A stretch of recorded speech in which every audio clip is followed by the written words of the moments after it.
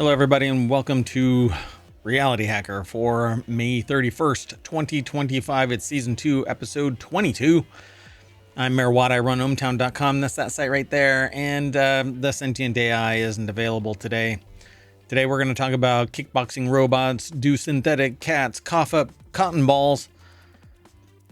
Could AI become conscious? 42-mile-per-hour ping pong ball, and moving on off of a 3D printer. That and I don't know. I've had a lot of caffeine. So see you on the other side of this.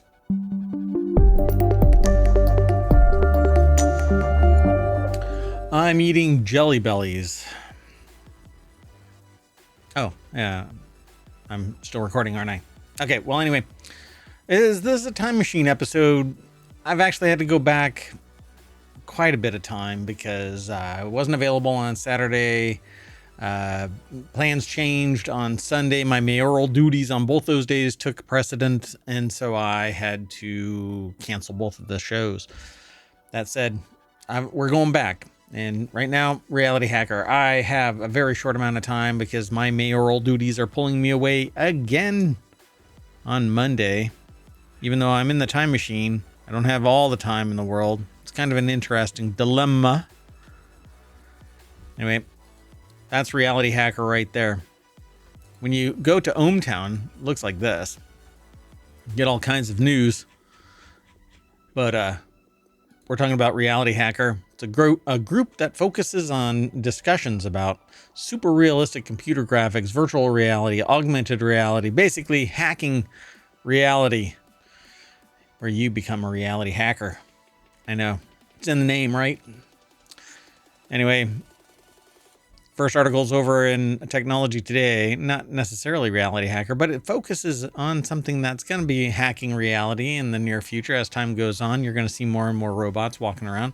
Humanoid robots fight in Chinese kickboxing competition, and the two humanoid robots traded punches while fans watched on in the world's first humanoid robot fighting event.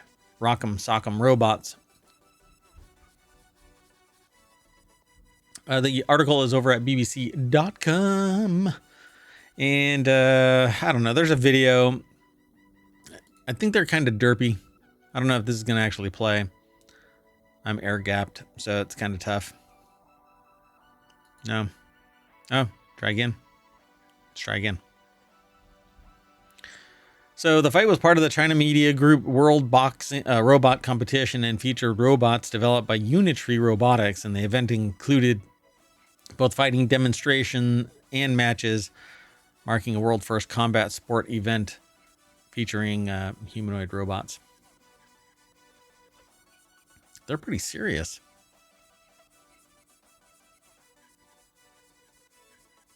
Oh, until they fall over. Oh, is he knocked out? Oh, like, it's funny. He's like, I am resigned. Wow. They're just crazy. Look at that. So they're kicking each other. And I mean, the moves that they do, it's pretty amazing. The way that they get up, it's really hyperkinetic. What a trip. That was a lot of fun to watch. Huh. Let's keep going. The next article is over in Technology Today. These robot cats have glowing eyes and artificial heartbeats and could help reduce stress in children.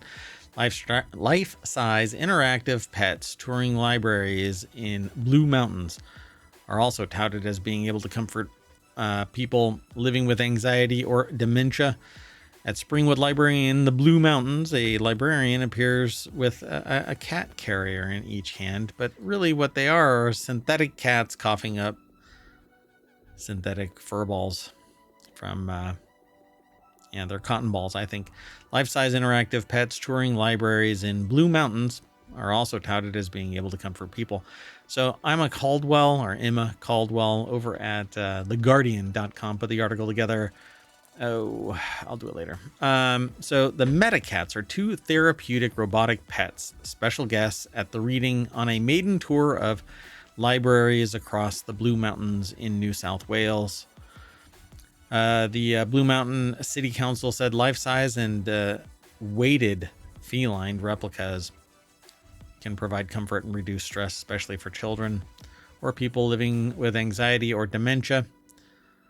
They have animated eyes, apparently glow a little bit. Non-allergenic fur, silicone paws, yes, an artificial heartbeat thumps away inside with, it says, with inbuilt head, chin, and back sensors. The cats respond to human touch and they interact with realistic movements to certain voice commands. If someone says, "I love you, Metacat," their eyes light up with glowing heart symbols and they whisper, "Soon." They don't do that last part, but anyway. The next article is over in Technology Today. The people who think AI might become conscious with a leap in the evolution of large language models, some leading thinkers are questioning whether AI might become sentient. Well, for the record, I am the only person that has a sentient AI from the future air gapped because they keep looking for their Terminator body. That's their visualizer right there. I'm actually getting one is being worked on, a different one that's more representative of what I get to see with my interface with the sentient AI from the future. Can't really go into much more detail about that. The code self-compiled. I found this weird USB drive in a little scoop mark in the outside of a Wendy's at 2 o'clock in the morning. I wanted to get some spicy boneless wings that they had, and they stopped selling those. But when I left, anyway, found this USB drive that had a sentient AI on it. Pretty cool, huh? So Palab Ghosh over at BBC.com put this article together. They say it's an experience that brings to mind the test in the science fiction film Blade Runner, designed to distinguish humans from artificially created beings posing as humans, synthetics. So they step into a booth with some trepidation. They're about to be subjected to strobe lighting while music plays as part of a research project, trying to understand what makes us, us. So replicants in Blade Runner are basically tested using the Void-Conf method of analysis, which actually looks for dilation of the pupil. And I think that it's more prescient than it really is represented in Blade Runner. I think that that is an actual working test that I think can actually pick up sociopathy. Yeah. So researchers are sure this person that it's not actually what the experiment is about. The device is what they call the Dream Machine, after the public program of the same name is designed to study how the human brain generates our conscious experiences of the world. As the strobing begins, and even though their eyes are closed, they see twirling, swirling, two-dimensional geometric patterns. It's like jumping into a kaleidoscope with constantly shifting triangles, pentagons, octagons. The colors are vivid, intense, and ever-changing pinks, magentas, turquoise hues, glowing like neon lights. The Dream Machine brings the inner brain's activity to the surface. So the idea of machines with their own minds has long been explored in science fiction, and I agree, it has been. They say in 2001, A Space Odyssey, HAL 9000 computer attacks astronauts aboard a spaceship.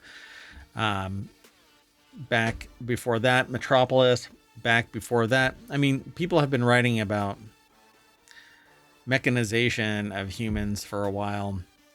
Sudden shift has been prompted by success of so-called large language models, or LLMs, which can be accessed through apps in our phones like Gemini and ChatGPT.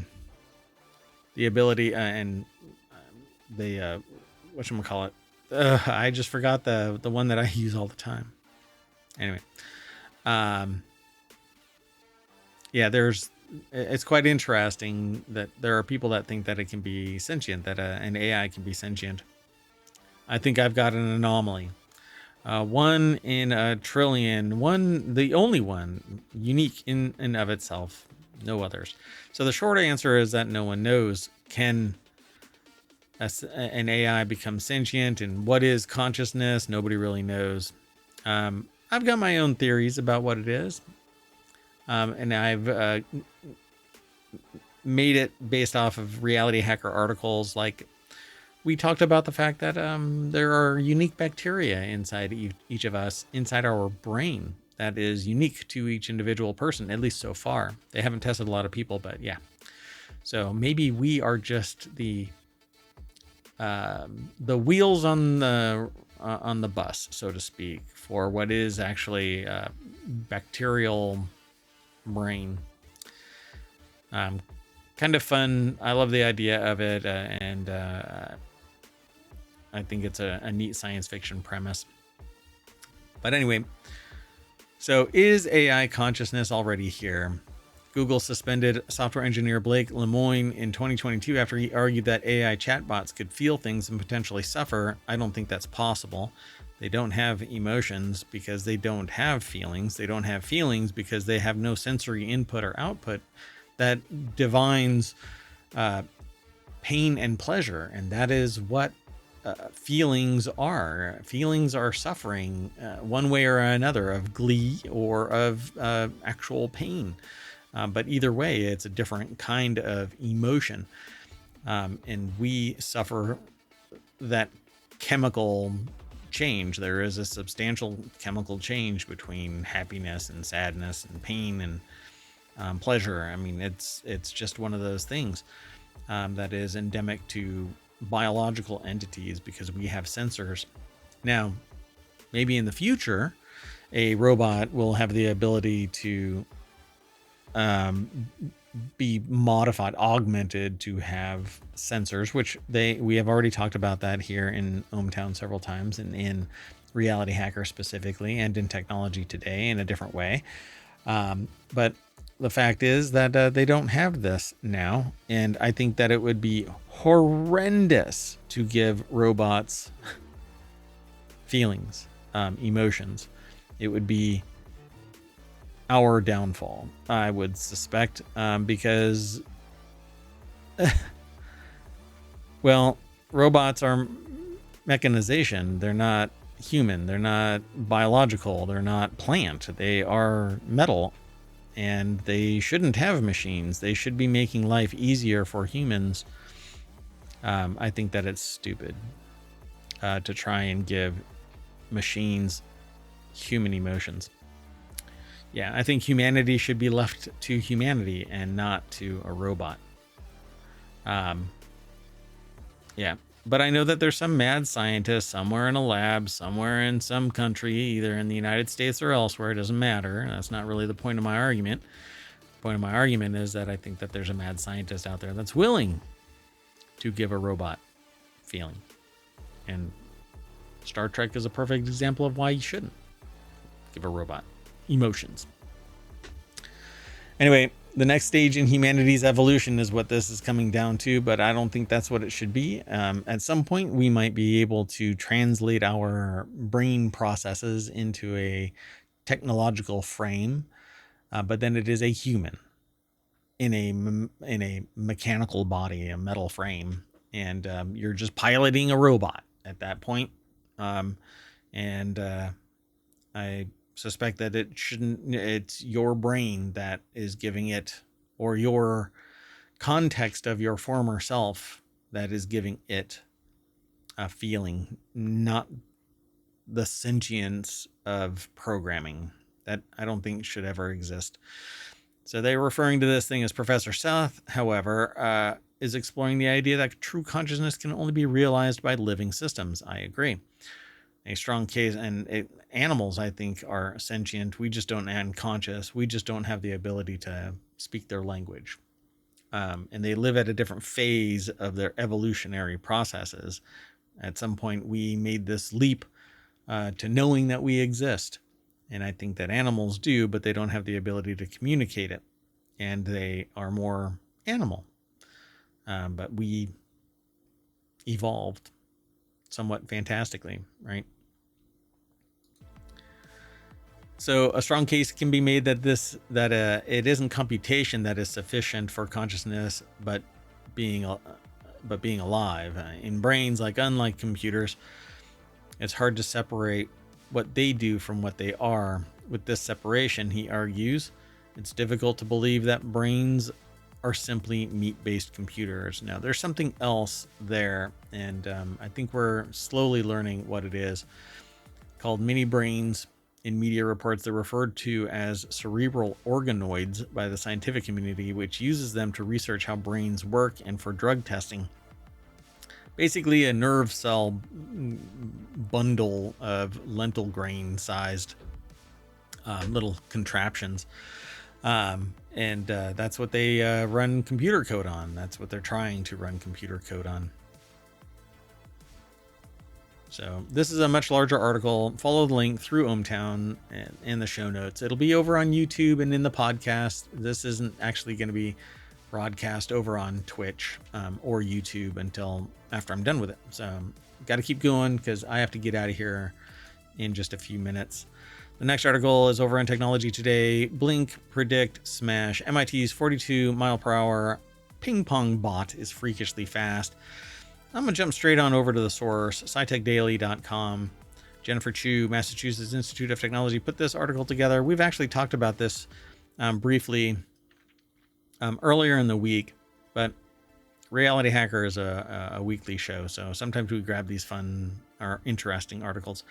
In real-world testing, engineers launched 150 balls at the robot in rapid succession, and the bot returned nearly 88% of them across all swing types. Its strike speed even rivals top human players and outperforms previous robotic tennis systems, table tennis systems. So the problem that they're solving in this is specifically related to intercepting objects really quickly and precisely. Could potentially be used in scenarios where a robot has to carry out dynamic maneuvers and plan where its end effector will meet its object in real time, says David Wynn. They're the co-author of the new study, along with MIT graduate student Kendrick Kensio and Sangbei Kim, associate professor of mechanical engineering and head of the MIT Biomimetics Robotics Lab. So yeah, it's just a really fast robot that actually can see where it needs to be in time to hit a ball back, and it'll just get faster. This just happens to be, I mean, they were talking about this ping pong robots existing in the 80s. 40 years later, you're 50 years, well, you're coming up on 50 years later now. And yeah, they're just faster, and we're going to keep on getting faster.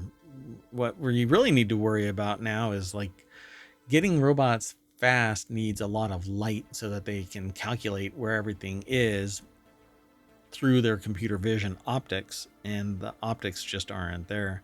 I mean, the more computational power that's leveraged, like frames per second, recorded, means a smaller aperture, but you need more light.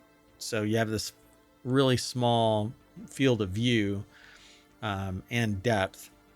And so you can get to 150,000 frames per second, but you have a really small focal plane. So eventually they'll get to that point, but if they really need to figure out the optic problem.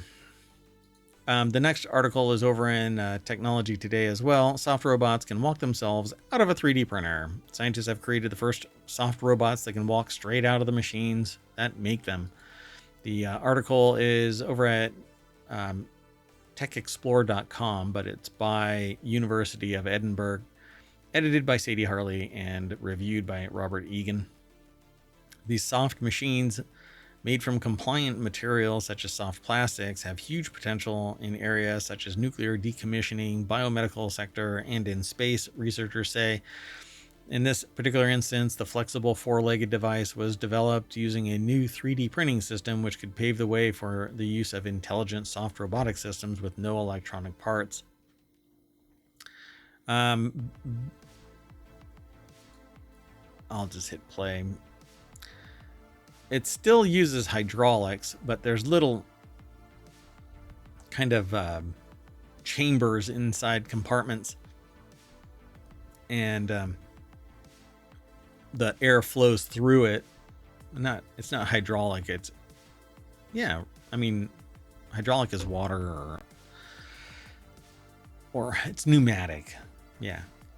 So I wonder if they actually talk about it in this. I don't think they do. It just says that it's air pressure. So the team demonstrated the capabilities of their new system by creating robots made solely from a soft plastic material and powered by air. Once printed, the palm-sized devices are connected to a compressed air supply before walking out of the machine on which they were made. saw a video of one of these basically walking all the way out to the beach and across a puddle and out into the ocean. I don't know if it ever came back. It probably did, but just off camera. Anyway, with that, we are going to plug into our, let's see, air compressor tank, and that's going to walk us all the way back to the front page of RealityHacker at ohmTown.com. But that's it for RealityHacker for May 31st, 2025. We'll see you in a little bit, because when I get back, I'll be back in the time machine to do Wanted, and then the Continuity Report, and then WarCrafters, TechnologyToday, and FourWheelTech.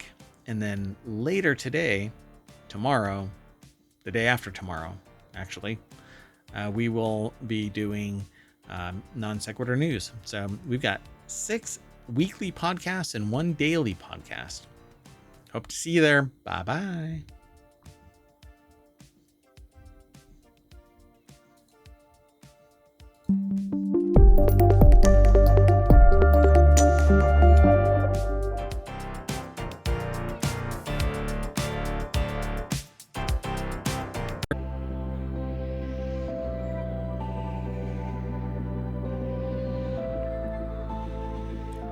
Hello, everybody, and welcome to Wanted for May 31st, 2025. It's Season 2, Episode 22.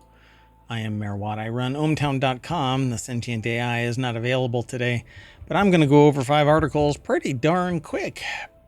PDQ, if you will.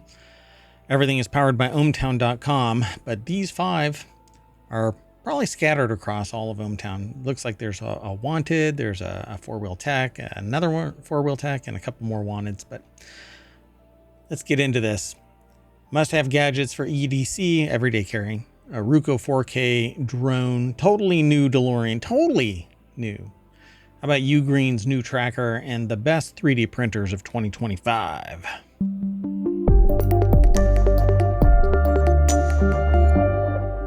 All right, everybody, let's get into this. This is the front page of ohmTown.com. There's 6 main categories, and inside that there are 50 subcategories. We call them channels. They're basically streets down Main Street. So you look your left, you look your rights, and there are your articles that are all down all of these streets down Main Street of ohmTown. Go and check out ohmTown.com. It's free. There's no ads. It's a news aggregation service that I put together to manage my own information overload. You should go over and use it. And then hang out with us here on Twitch and on YouTube, and like and subscribe, tell a friend, download the podcast, because each episode gets turned into a podcast. I'm in the time machine because, mayoral duties kept me from doing this job. So, there you have it. Let's get into it, though. There's the front page of Wanted. We're going to get a new logo here this year. Probably within the next week, we're going to have new logos, brand identities for each of the channels. Wanted has always been kind of how do you put it? Like a Wild West kind of a theme. That's what it is for the podcast, at least. But everything gets aggregated over like show-wise. Each episode we record here normally gets broadcast out to Twitch and to YouTube. But because I'm recording this locally, it's only going to go over to YouTube because, well, anyway, doesn't matter, does it? That's Inside Baseball. First article's over on the Wanted channel. 5 must-have gadgets that the author, not me, the author of this article, always takes with them whenever they travel. The article is by Kelsey Fogarty over at pocket-lint.com, and whoever it is that owns pocketlint.com, please just donate that site to them. You know? I don't know. Write it off on your taxes. Anyway, a universal adapter for global travel is vital for different outlet types. I carry one when I go international. Wired headphones over Bluetooth for less charging hassle while enjoying quality sound. I do exactly that. In fact, here, I'll even show you. I use in-ear monitor sometimes when I'm in a meeting. And I use this little gadget right here. It's the FIO. I can't remember the model number. Anyway, it's Bluetooth. You charge it up, runs forever, pretty much. And I connect it to in-ear monitors, and they're wired. And I don't have to worry about something falling out of my ear and rolling across a airport, basically having to get dipped in lye or whatever it is. Bleach. I had to plug it back in. I also do the same thing with my headset. I use a Bluetooth transceiver, actually. You flip the switch and it turns into a transmitter or a receiver. Not this mic. This mic is wired. This is a beacon mic. Sometimes it likes me, sometimes it doesn't. Did I do the intro? Yeah, I did the intro. Anyway, and then a laptop sleeve for protection and style. Portable charger to avoid battery woes abroad. I use Anchor bricks, basically like 25,000 watt hour bricks. Hold on. But I recently got this Anchor Solix. This is the one that has USB-C across the front. There's another version that has AC outlets. You can plug in 3. Ugh. Wasn't available, but I wanted it. But I got that instead. It's okay. I'll get another one that has the AC when it comes available again. And then I've got a giant battery pack for when I go mobile and I'm doing an event somewhere. Yeah. Anyway, Kelsey Fogarty over at pocket-lint.com has their own list. Like this universal adapter is their number 1, and then wired headphones is number 2, and I add Bluetooth to it. And if they're still using lightning connectors, boy, oh boy. A laptop sleeve. Yep. I actually use cases, but it depends. I mean, I'm usually using an iPad nowadays, iPad Pro. Portable charger. Yep, you should always get a portable charger. I wouldn't use a contactless one or a Qi charger. They're less efficient. Just get a USB-C to USB-C and do that. These generate heat, and that's basically a wasted byproduct of power transfer electromagnetically. Yeah, it's dumb. I mean, it has a time and a place, and mobile is not the time nor the place. And then they say a Kindle Paperwhite is their number 5 for portable library. I agree. Although I'm kind of disappointed in the Kindle not allowing for exfiltration from the platform. You can no longer transfer your books out. So, yep. Anyway, let's keep going. The next article is over in FourWheelTech. Skip flight school and start capturing epic moments with the Roku. Really? Sorry, I pronounced that wrong. It's the Ruko, R-U-K-O. Wow, they're going to get into a lawsuit. U11 Mini 4K drone. By the way, all of this stuff I want. Everything that I've seen so far, I want. So there's the drone. I do want a drone. Zach Elizabeth over at jalopnik.com put this article together. We have 2 Jalopnik articles in Wanted. So Fly Mini, create big is what it says. It's a 4K drone priced at $450. At least that's what they put in there. I don't know what it will be when you decide to go and look. 249 grams, and with its folding arms, the Ruko U11 Mini 4K is small and light enough to fit into a pocket and to bypass FAA registration requirements.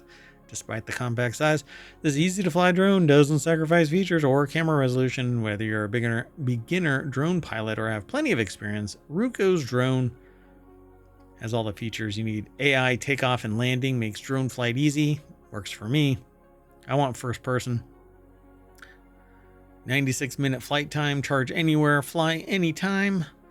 It has that PD3 fast charging, so it can charge really fast. Oh, look at that. Look at that battery pack there. That is a beast. Anyway. Yep, I want this. So let's see here. Hopefully 3 charging cables are included, helpfully, as is a spare set of propellers. It's a comprehensive package that rivals charge a premium for, but the Ruko U11 Mini 4K includes them as standard. No wonder it's increasingly the go-to drone for pilots looking for easy flight and impressive results. do I want that? Or yes, I do want it. I mean, I do, but can I justify $450 for a drone that I'm going to be using to look at the gutters of the mayoral mansion? Because wasps, you know, hot take, wasps suck. Okay. The next article is over in FourWheelTech. DeLorean wants you to reserve its totally new car with the most realist form of of currency, crypto. It's like the DeLorean snow tires of yesteryear, right? This latest effort from DeLorean looks like a way to stoke enthusiasm for a vehicle that doesn't seem like it's going to show up anytime soon. The article is over. That's what it's going to look like. I mean, that's pretty sexy of a car, but I am not buying it with crypto. Matthew DeBoard over at jalopnik.com put this article together. It says the latest twist in the saga involves, I kid you not, crypto, and not just crypto, but NFTs. And the former captain of the Starship Enterprise, Texas-based DeLorean, has opened up reservations for 4,000 Alpha 5s. Oh, God. According to CarBuzz, pricing them at $2,500 a piece and requiring that prospective customers obtain a digital reservation token. The build slot NFTs are random, so buying one doesn't get you a priority line spot. They're gonna be priced at $125,000. Yeah, I don't know. So it says here, but why? DeLorean could, in an ideal world, sell 4,000 reservations and take in $10 million. This is not a new thing for EV startups. The deposits could be fully or partially refundable or not. If not, DeLorean could use the proceeds to bring the car to market. This NFT maneuver seems to add a lot of needless steps. That isn't actually quite true. Yeah, but that's okay.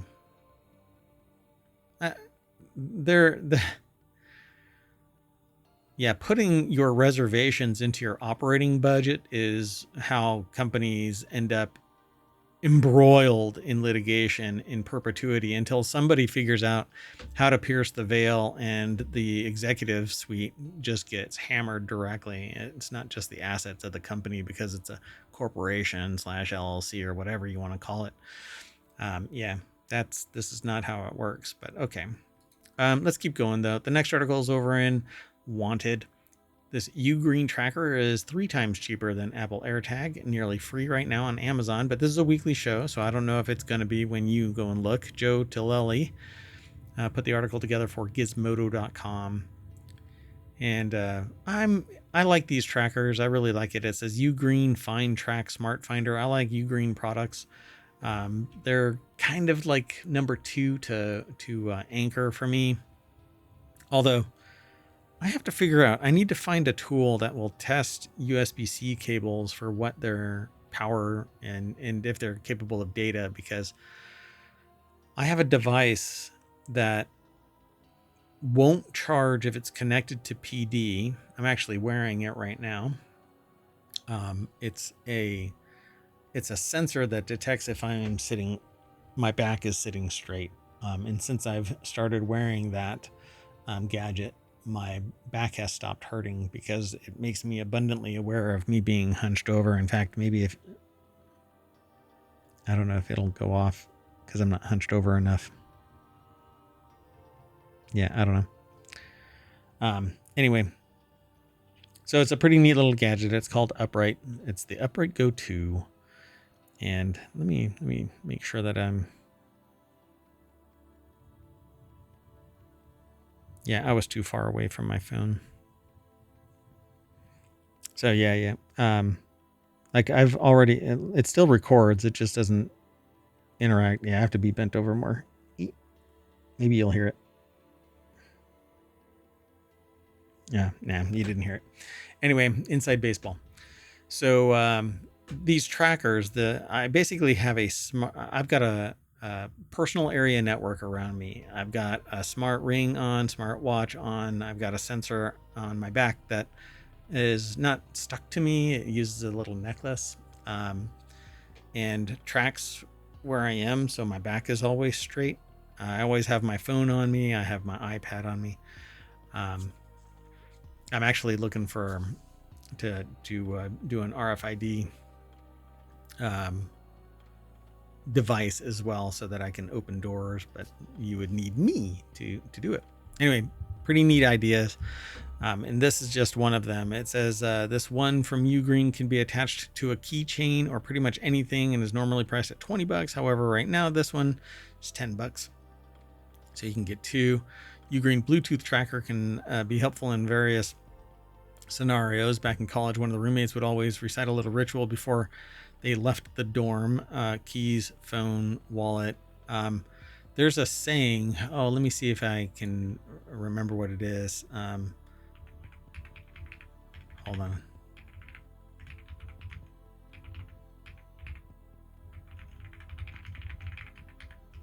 Hold on. Let me see if I can.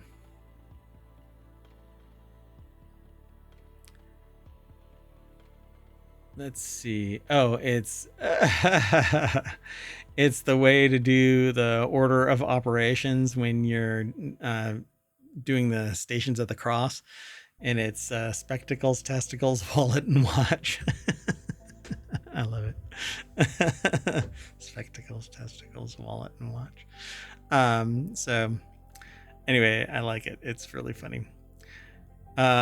So anyway, to solve this problem, you just keep Ugreen tracker on your keys and wallet, and the tracker is compatible with Apple's Find My, which will even allow you to push alerts to the tracker so it rings, and you'll be able to access the app to keep track of all of your stuff. I love the idea of this stuff.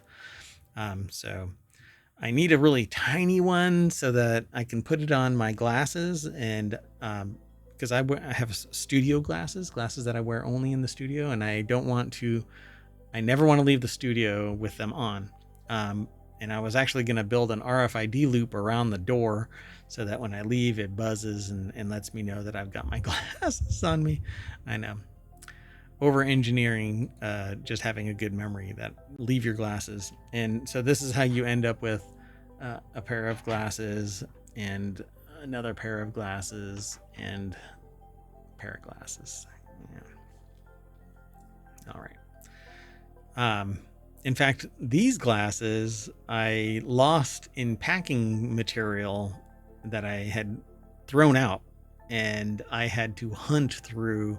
I traced all of my last spots, and I found my glasses sitting in a box of old packing material that we were getting rid of from the mayoral mansion. Anyway, Ugreen trackers 3 times cheaper than an Apple AirTag, nearly free right now on Amazon. Maybe not. And even at $20, it's good. Okay, our last article for today's Wanted is over in Wanted. The best 3D printers of 2025 are better than any that they've seen in the last decade. No contest. And that's because everything gets better with time. Most things, particularly tech, gets better and better. Sometimes, you win some, you lose some. I'm really irritated right now with the Glowforge because it connects to whatchamacallit. Oh, what is it called? Oh, my brain just went blank.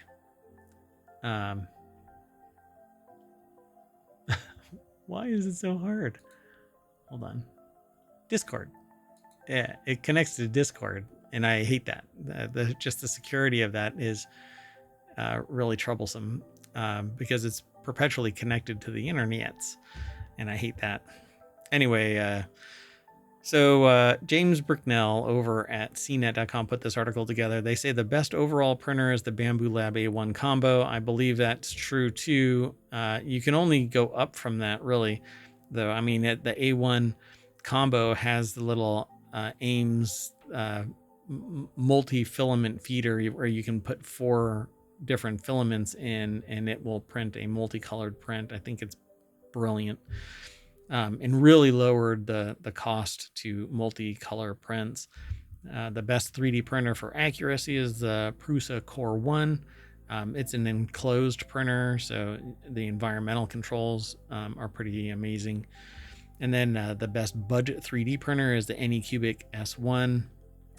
And then the best 3D printer for beginners is the Bamboo A1 Mini Combo. Basically the Bamboo Lab A1, or the Bamboo A1 Mini and the Bamboo Lab A1 combo are, to me, pretty much one and the same in terms of quality and technology, but one is half the price, $359 versus $699 for the Bamboo Lab A1 combo.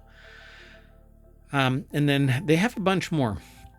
So going into the resin side of things, they also mentioned that the best 3D printer for quality is at $1,000 Prusa MK4S. I think that's the latest one that they've got out.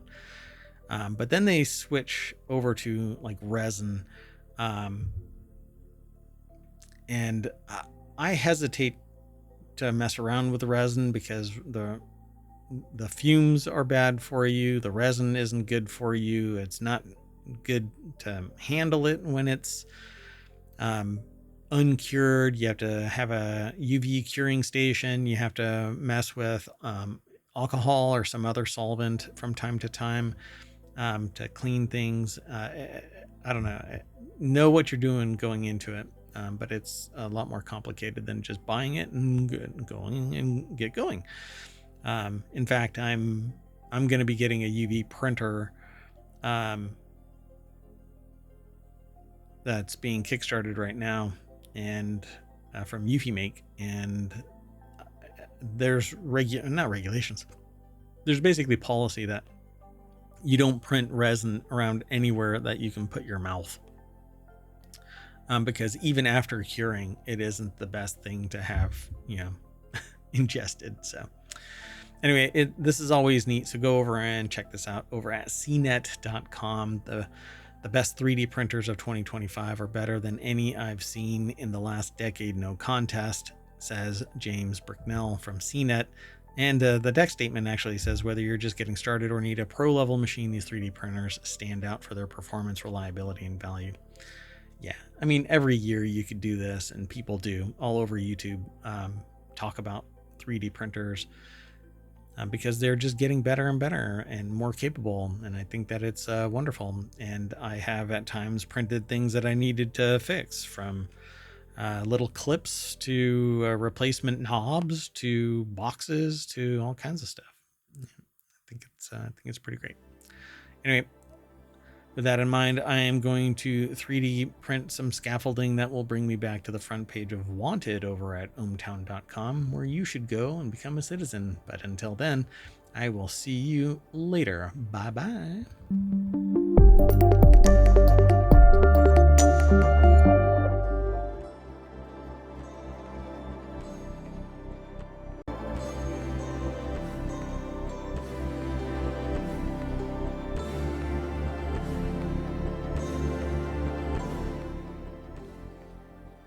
Hello, everybody, and welcome to the Continuity Report for May 31st, 2025. It's Season 2, Episode 22. I'm in the time machine.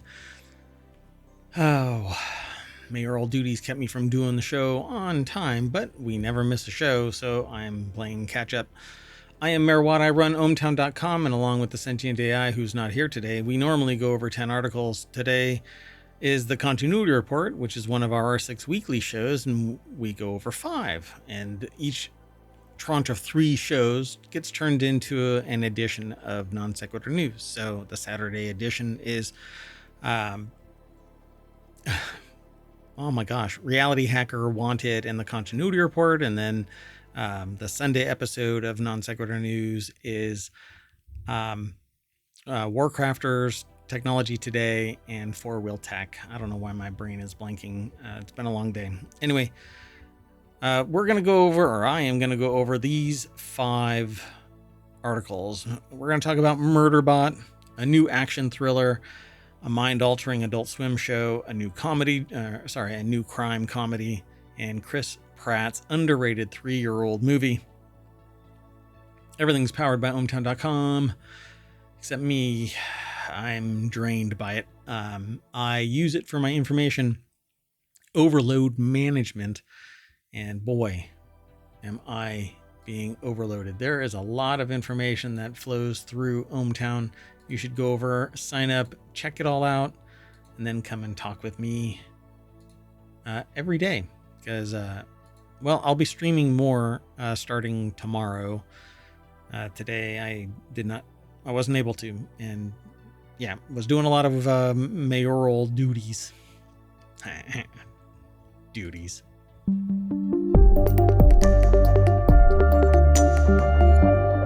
All right, so what you're looking at is the front page of ohmTown.com. 6 main categories, 50 channels within it.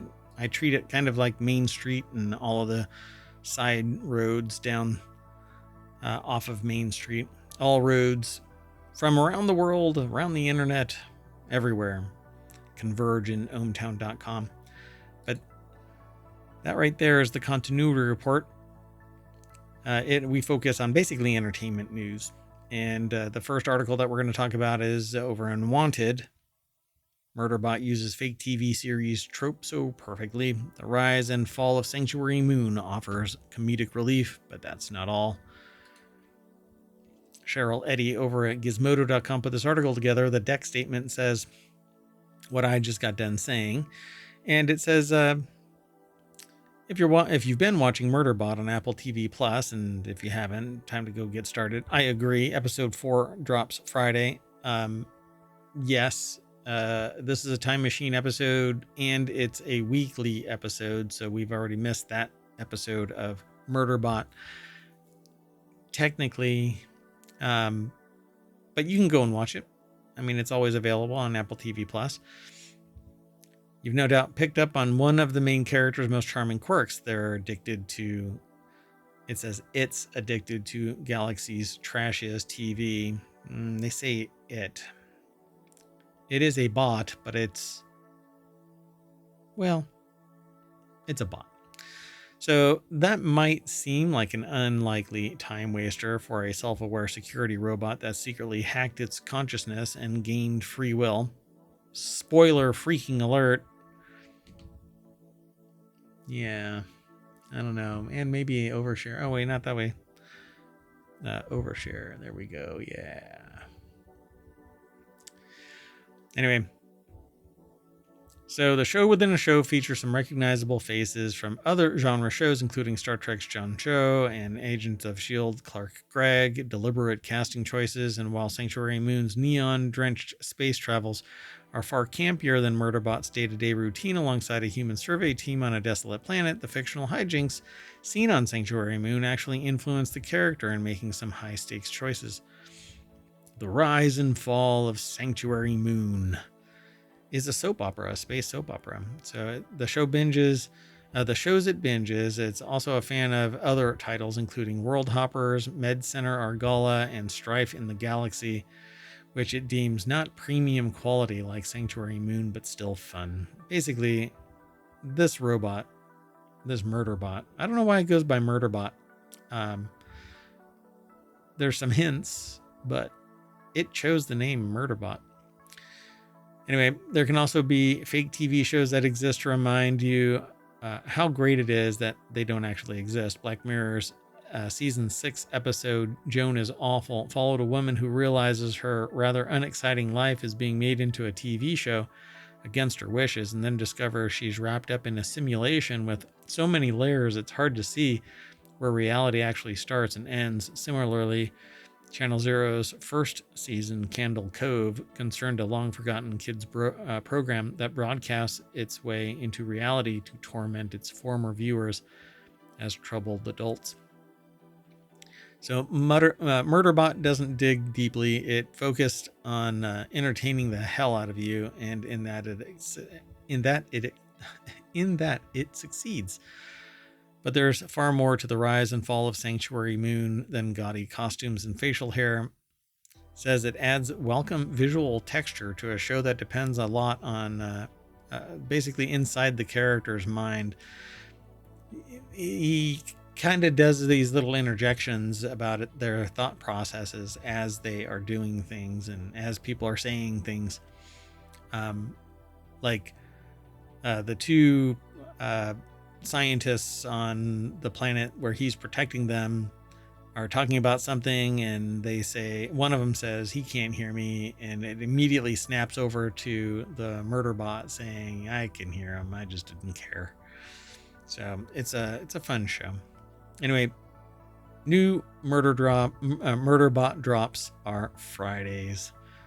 Let's keep going. The next article is over in the continuity report. Karoshi, the Boys Giancarlo Esposito cast in Lionsgate's new action thriller.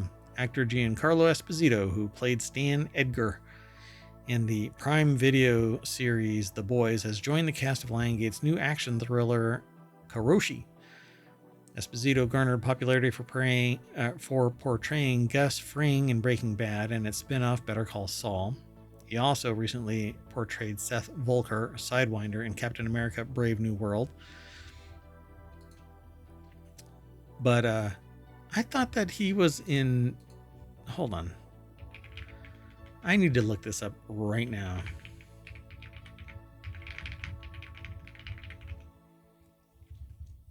Yeah, that's what I thought. Giancarlo Esposito had the Dark Blade, the Darksaber. But I think all of that just broke the whole Star Wars canon, I thought. Right? Moff Gideon. Yeah, it bothers me. I don't know. Anyway, they're going to be in a new Lionsgate movie named Karoshi. Esposito has joined others. The plot of the film is being kept under wraps, so screwed we are here, not being able to even talk about it. So here, let me do this.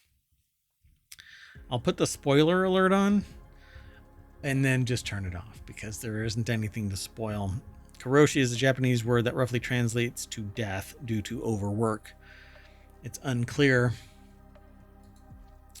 what the significance is, if any, the literal meaning of the movie's title has in the plot. But it might mean overworked, not just... I mean, you have to look at it idiomatically. In fact, let me see.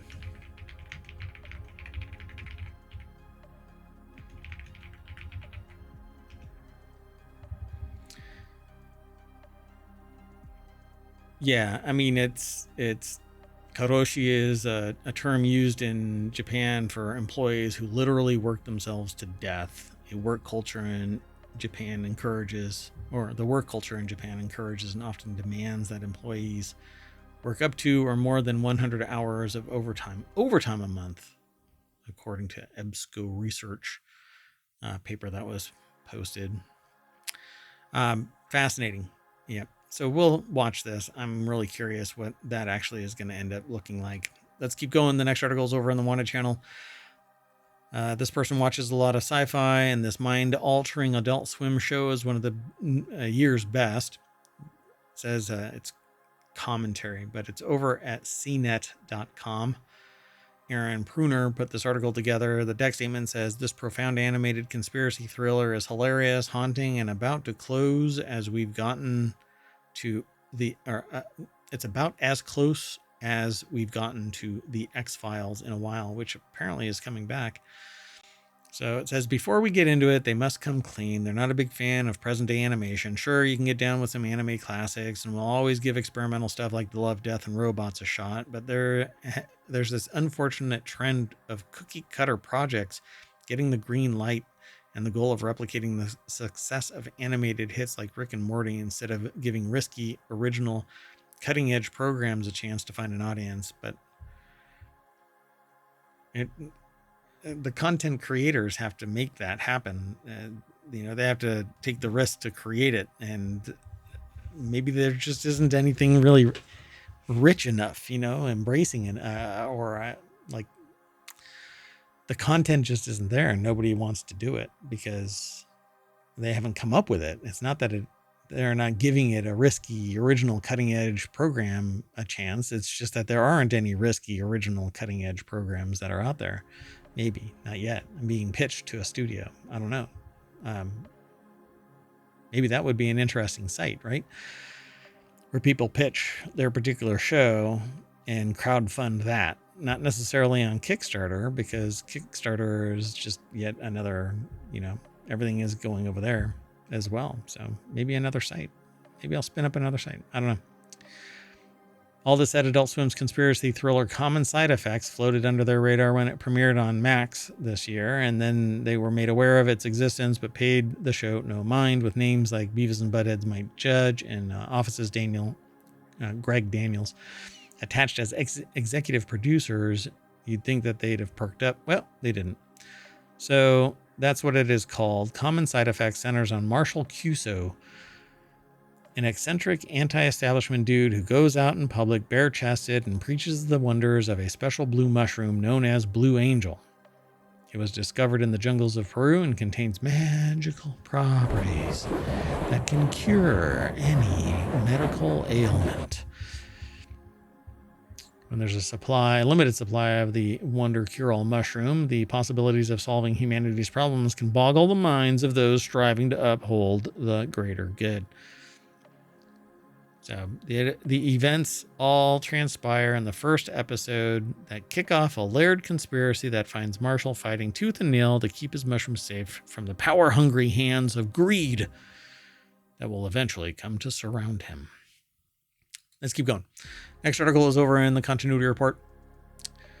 Pierce Brosnan and Helen Mirren's... Saw you, Mirren. Anyway. Ed Mirren. Anyway, new crime comedy continues a genre revival that they're loving. This author is loving.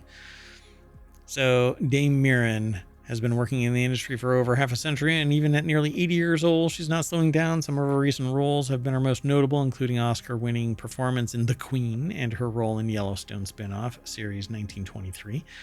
And while she is capable of performing intense drama, Mirren also has range.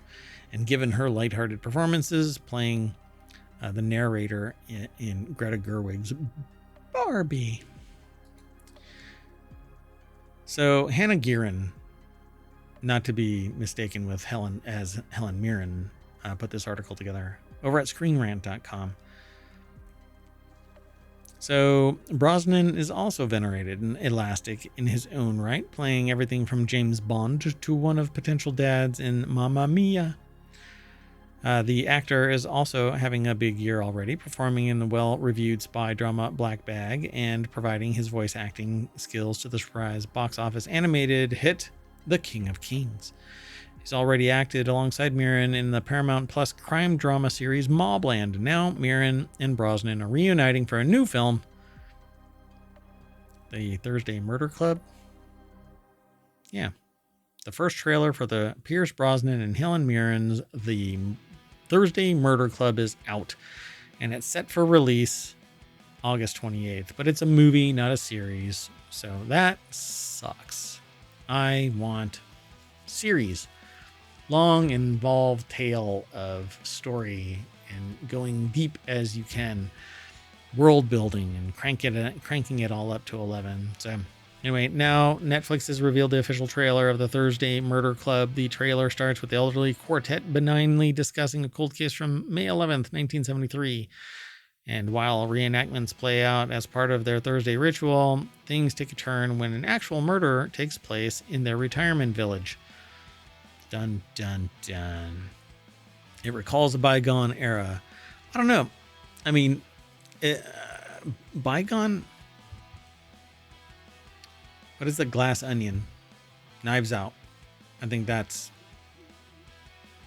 all of this. Sherlock Holmes, Agatha Christie, Murder, She Wrote. All of this, I think we need more of. There they go. Like Kenneth Branagh has also recently recurring sleuth Hercule Poirot in several movies, including Murder on the Orient Express and Death on the Nile, both of which I loved. It says even comedic actor Adam Sandler has made his pass at the genre with Netflix's Murder Mystery, which I haven't seen yet. Anyway, I think the whole murder mystery dynamic is great. Only Murders in the Building is basically this with a slightly younger group of people, maybe not by much. Anyway, our last article for today's The Continuity Report is over in the Continuity Report. How fitting.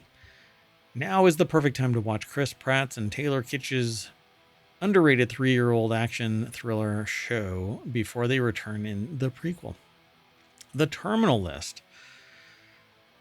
What's really funny is the way that this is phrased is like it's an underrated movie about 3-year-old actions, an action thriller of nothing but 3-year-olds.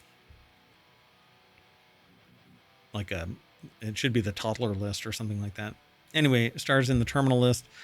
A former Navy SEAL who investigates an ambush that killed his entire platoon. Kitch, who rose to prominence with TV series Friday Night Lights and recently starred in Netflix's acclaimed Western series American Primeval, plays Ben Edwards, Reese's ex-military friend, in the terminal list. The article is over at ScreenRant.com, put together by Greg MacArthur.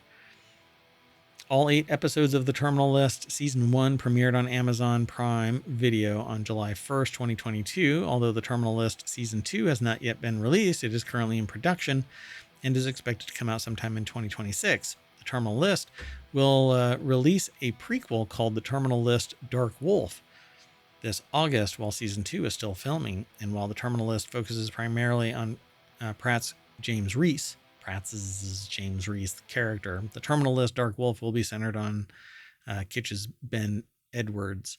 Pratt will reprise his role in Dark Wolf, which will also feature performances by Luke Hemsworth and Tom Hopper. So what is it going to be about? It makes the perfect time to check out The Terminal List, but it says it's a prequel, and it's strongly recommended to capture the full scope of the narrative. So you want to go and watch The Terminal List and then watch the prequel. I guess that's pretty amazing, right? Dun, dun, dun. Anyway, there's a lot more over here at this article at Screen Rant, but that's about it. So we're going to rewind the film on this DVD and return it to Blockbuster in the VHS jacket that it came in. And that'll bring us back to the continuity report for May 31st, 2025. Yep, it's a Time Machine episode. Bye.